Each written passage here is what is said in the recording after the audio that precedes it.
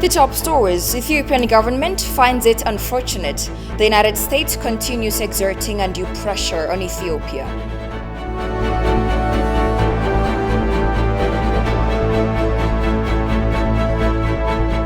And ambassadors say Ethiopia should not be distracted by foreign meddling and external pressures.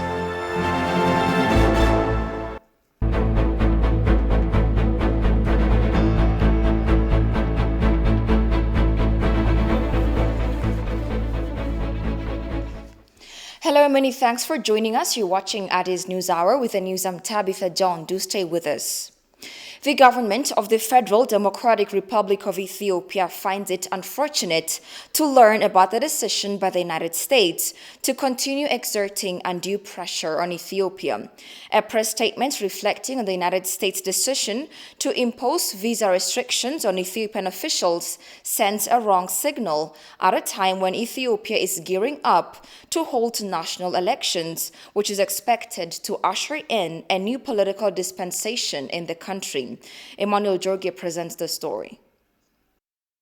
The government of the Federal Democratic Republic of Ethiopia finds it unfortunate to learn about the decision by the United States to continue exerting undue pressure on Ethiopia by imposing visa restrictions on Ethiopian officials. This is in addition to its previous decision to restrict economic and security assistance to Ethiopia.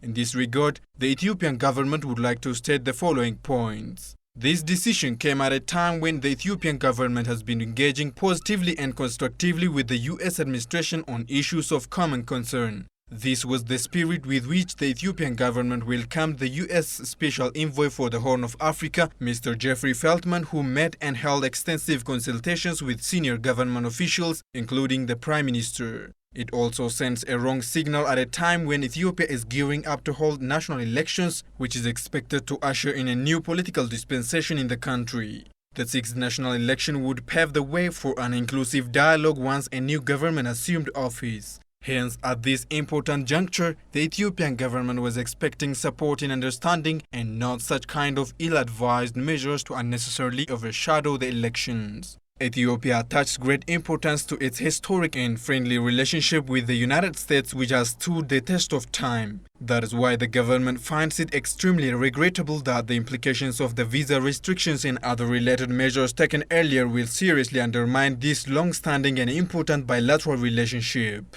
What is even more saddening is the tendency by the U.S. administration to treat the Ethiopian government on an equal footing with the TPLF, which was designated as a terrorist organization by the House of People's Representatives 2 weeks ago. There is nothing more revealing than this to understand the misguided approach by the administration. The Ethiopian government has been consciously working to promote national dialogue through a series of engagements with wider sections of the Ethiopian society, not because it was pushed from outside, but because it believes that this is the right thing to do to build the necessary national consensus in the country and chart out a better way forward. But it should be understood that the government cannot be compelled to sit down and negotiate with the TPLF, which has already been labeled as a terrorist organization, and any sort of attempt to resuscitate the terrorist group would be counterproductive and untenable. As the Ethiopian government has made it clear time and again, the attempt by the U.S. administration to meddle in its internal affairs is not only inappropriate, but also completely unacceptable. Ethiopia should not be told how to run and manage its internal affairs. As far as alleged human rights abuses committed in Tigray region are concerned, the Ethiopian government is fulfilling its commitment to hold those responsible accountable. The Federal Attorney General Office has announced the outcome of its investigative work and the important steps taken towards ensuring accountability and justice. The Ethiopian Human Rights Commission and the United Nations Office of High Commissioner for Human Rights have already embarked on their joint independent investigation. Upon the invitation of the Ethiopian government, the African Commission on Human and People's Rights is also undertaking its investigations. Furthermore, the Ethiopian government has not only demonstrated its willingness and commitment to work with the international community to respond to the humanitarian crisis in Tigray, but it has also provided full and unhindered access for humanitarian actors to operate in all parts of the region.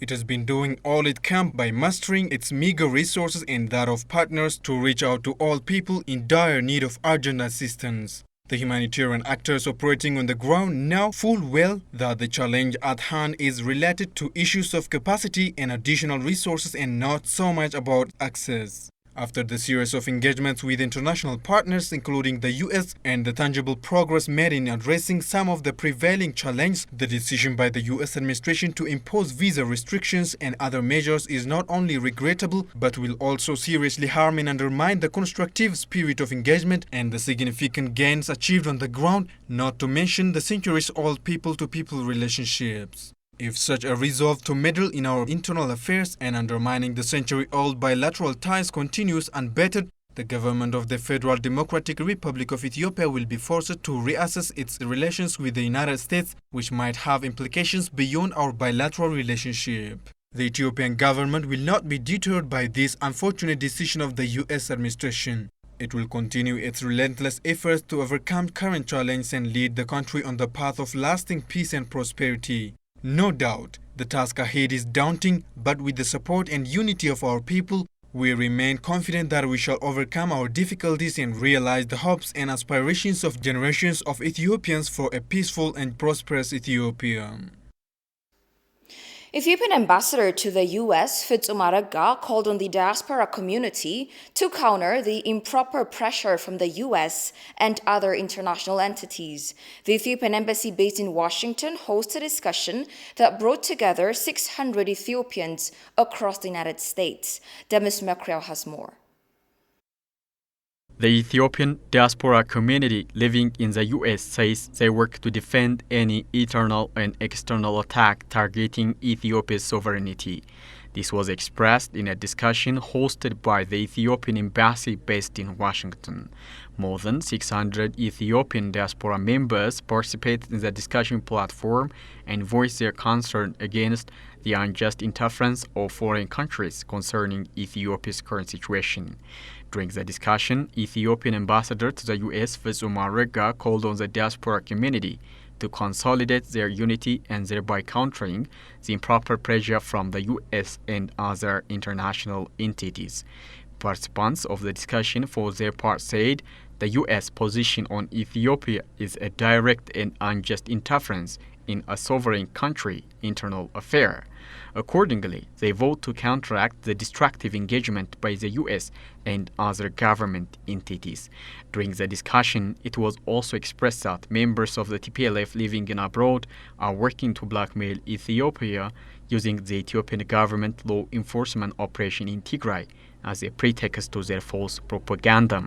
As a result, the diaspora members expressed their commitment to counter the intensified disinformation of TPLF cliques about the current situation of the country.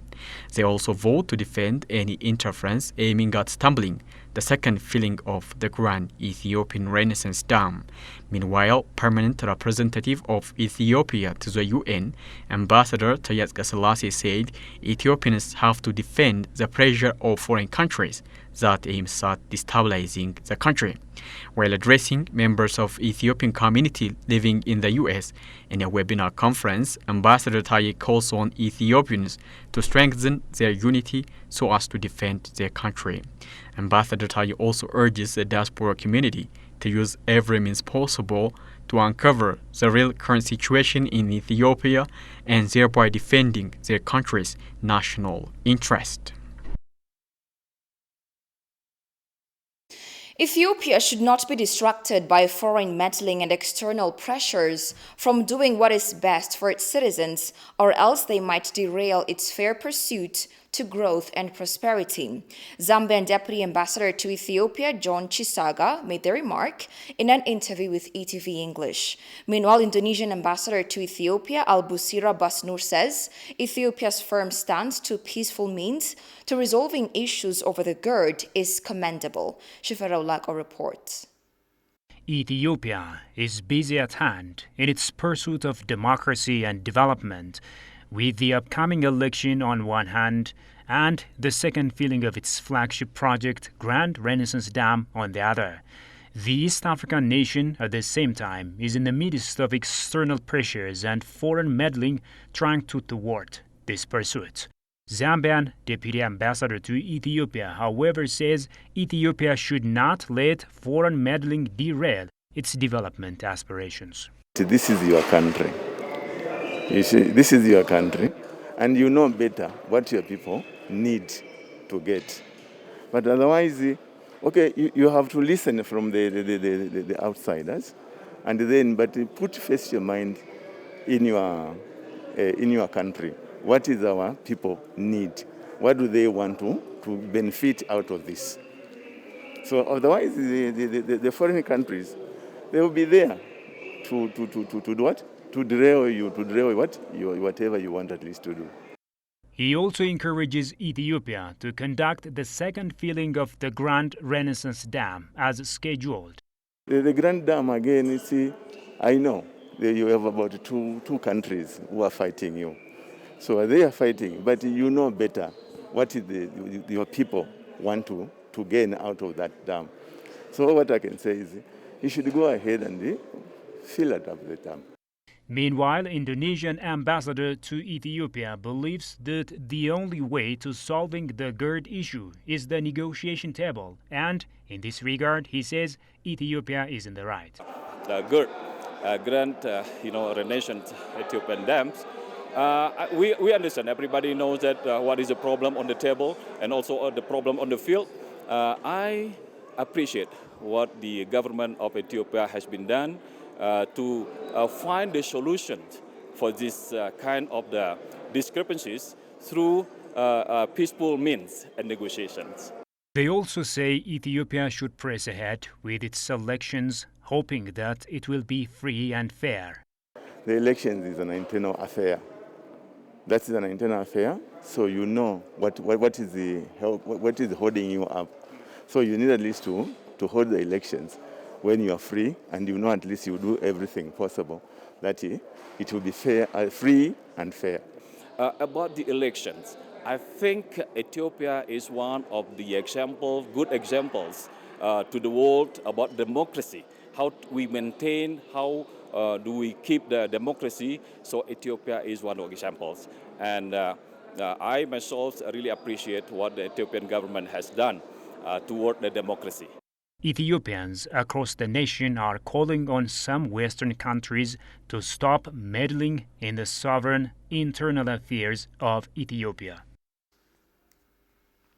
On May 19, 2021, the U.S. Senate passed Senate Resolution 97, which is at the core a call for a ceasefire between the government of Ethiopia and the Tigray People's Liberation Front, TPLF.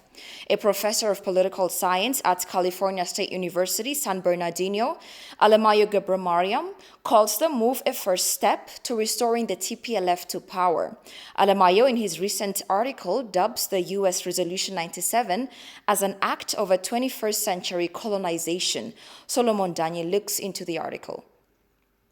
Desperate to restore the TPLF clique to power, the U.S. Senate passed Resolution 97, which, according to Professor Alemayo Gebramariam, is a major propaganda offensive against Ethiopia intended to demoralize, dishearten and disconcert the people of Ethiopia and demonize and desecrate Ethiopia in the eyes of the world. The fact of the matter, Alemayo said, is that the TPLF, whose case the U.S. champions and coddles, has long been designated a terrorist group in the Global Terrorism Database and by the Terror Research and Analysis Consortium. The sole purpose of Senate Resolution 97 is to pressure the Ethiopian government to stop its law enforcement action in Tigray region and force it to negotiate power sharing with the TPLF terrorists. That ain't never gonna happen even if hell freezes over and the Princes of Darkness goes ice skating with the TPLF devils, Alemayo wrote.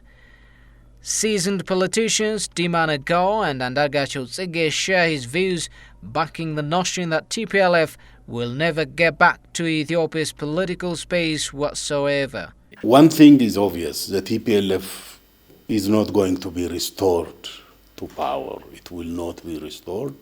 Any attempt by any external force will not make it possible for them to return to power. It's a spent force.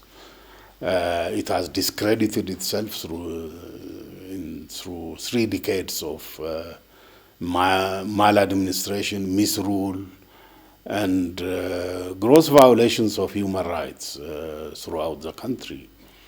It is a spent force. It cannot be returned to power, but the West wants to establish some leverage in the country so that it can influence future developments in this country. Their calculation is based on one thing.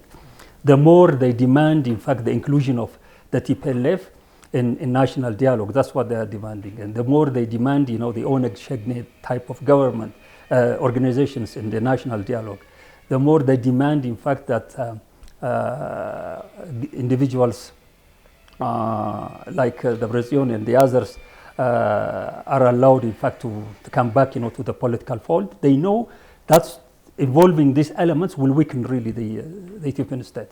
They know that will make it malleable for manipulation. Alemayo, in his recent article, calls the resolution a desperate move to resurrect the Tigray People's Liberation Front from extinction. The article, in its strong words, speculates that the Susan Rice cabal, which includes Blinken, still hubristically believe they can run Ethiopia like a banana republic, using the TPLF as a dominant comparator of economic and political power in Ethiopia's region, using the pretext of a humanitarian crisis in Tigray. They further want to make Ethiopia a de facto state like what they did in Philippines several years ago, Alemayo said. He clearly stated that the U.S. Resolution 97 is not worth the paper it's written on.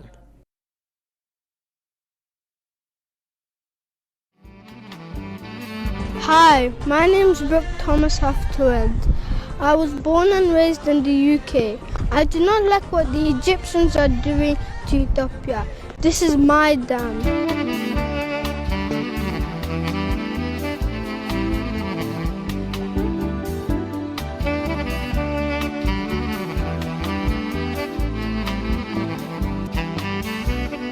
It's my dam. It's my dam. It's my dam. It's my dam. It is my dam. It is my dam. It's my dam.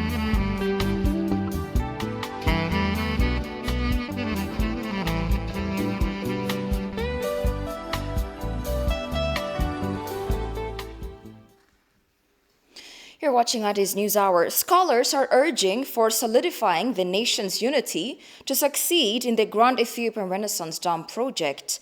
Talking to ETV today, university scholars reiterated Ethiopians can defend from foreign power interventions by strengthening their solidarity across the country. Habtamu Ashagri has more. The government of Ethiopia is undertaking preparations to undertake the second water filling activity of good on the coming July.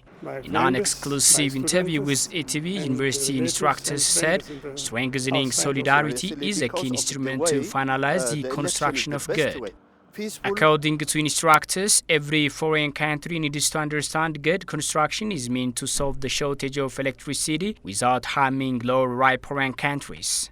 Myself, my family, my friends, my children, everybody is really interested to support this for the finishing of this dam. This is our blood. I just said, if you don't have blood, you have no life. That's how I see it. So the dam is our blood, and it has to be completed, and really even our children and grandchildren really has to get this opportunity. So I think I'm fully supporting it, the government, for the finishing of this. All elites and all peoples participate for this. The second peacefully open runs should have participate wisely, without neglect one another. We go together, we work together, we stand with together. Amsadu added everyone needs to extend its support to finalize the realization of good without the pressure of foreign countries. I know there are a lot of things going around the world, what people, organizations and countries saying, but we should not be afraid of that. So we cannot really afraid of any country, the Westerns or whatever. The country has its sovereignty, and we have to complete this. And I'm really supporting it, and all of us are in support of that. I have never heard any person who is against the dam. No one.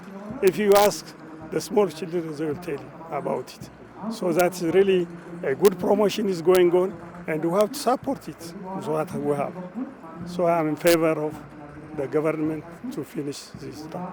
Claiming a binding agreement by Egypt and Sudan is not reasonable to Ethiopia. Rather, agreements signed in the Declaration of Principles in 2015 are worthy to be implemented.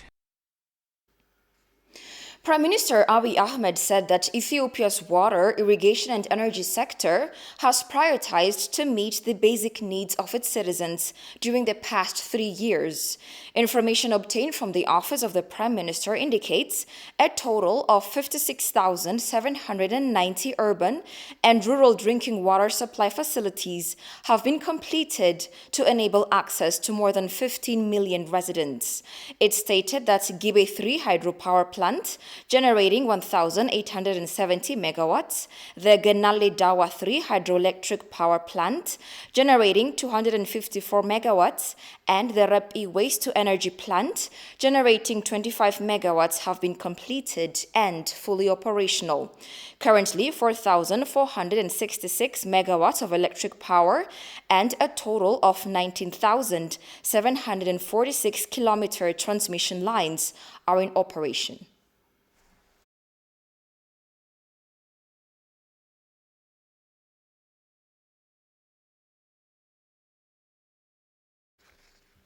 Scholars pronounce that the second-round filling of GERD will play a prominent role in ensuring fair and reasonable use of water resources by avoiding Egypt and Sudan's explicit and subtle conspiracy against Ethiopia. Scholars noted that the second-round water filling is part of Ethiopia's economic development and security. Goshu Melliso has more. Ethiopia is to commence the second filling of the Grand Ethiopian Renaissance Dam in the upcoming rainy season, while Egypt and Sudan insisted on a legally binding agreement. Talking to ETV, Waldo University scholars said the filling of the GERD will play a prominent role in ensuring fair and equitable water use by avoiding Egypt's and Sudan's irresponsible pressure.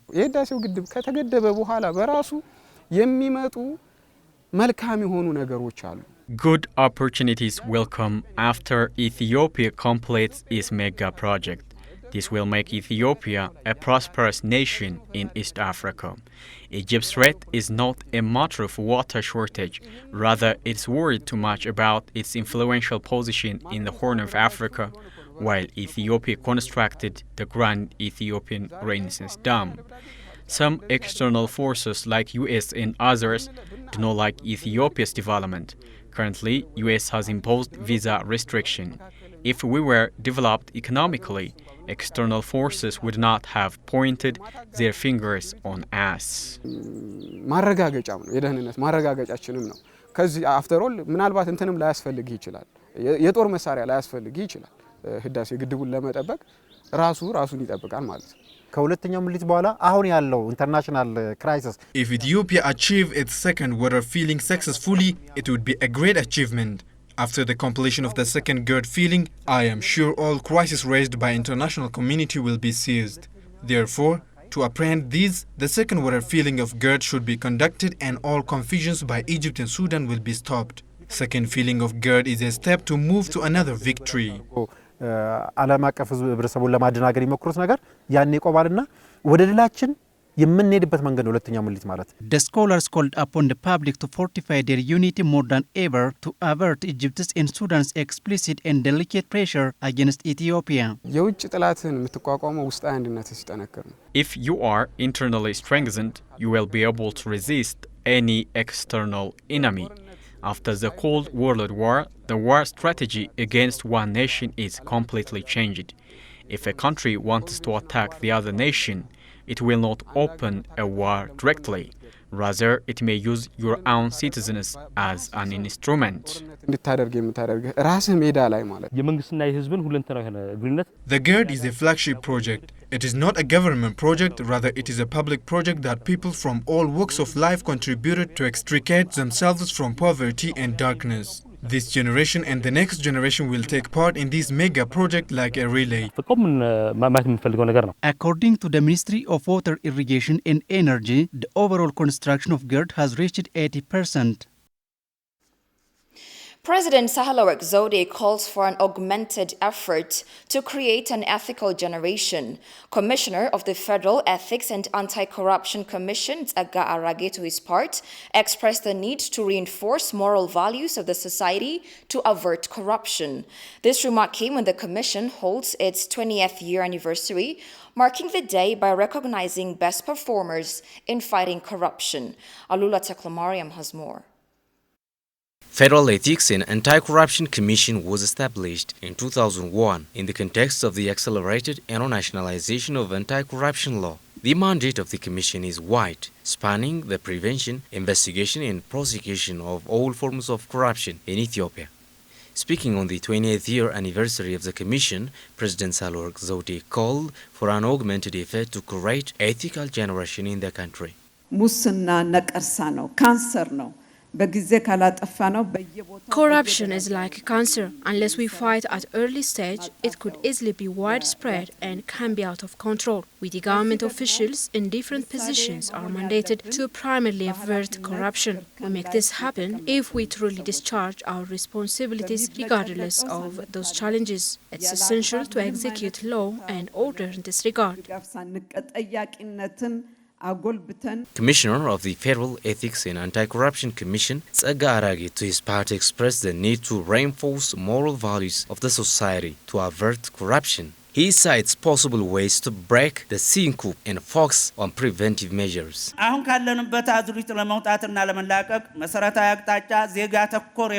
It is time for a paradigm shift on the fight against corruption. We need to brace efforts underpinned by strong policies. To be out of this routine, we just need to have citizen-centered policies that intensify ethical and moral values of the society. This is believed to bring about basic changes on the generation. Besides, it's significant to focus on preventive approach for averting corruption. The Federal Ethics and Anti-Corruption Commission held its 20th year anniversary, marking the day by recognizing best performance and fighting against corruption.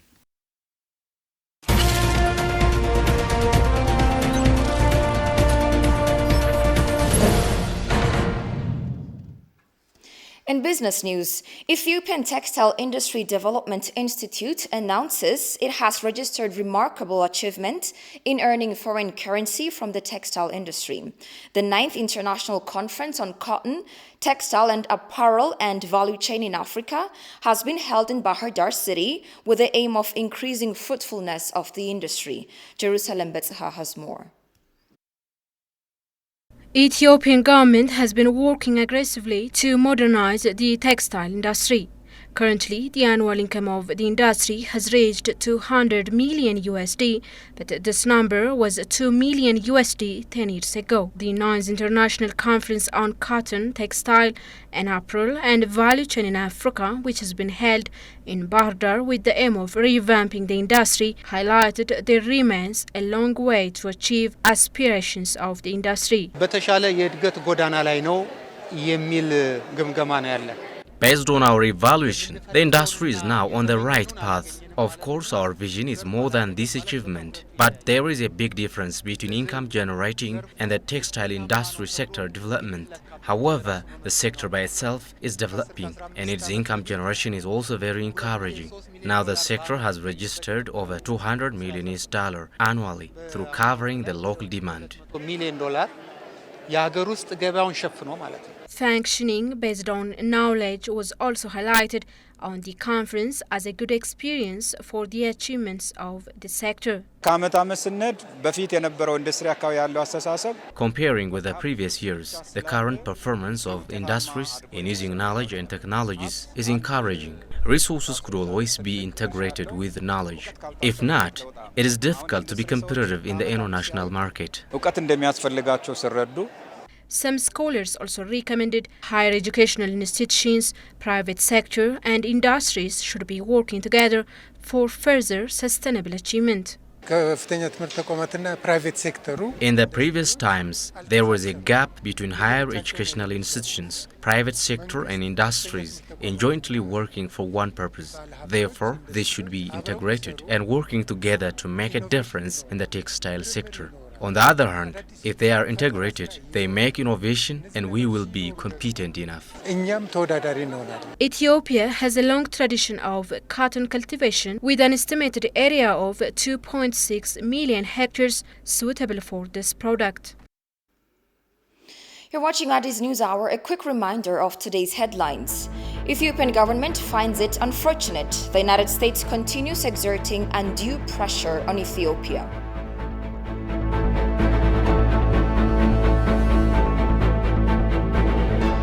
And ambassadors say Ethiopia should not be distracted by foreign meddling and external pressures.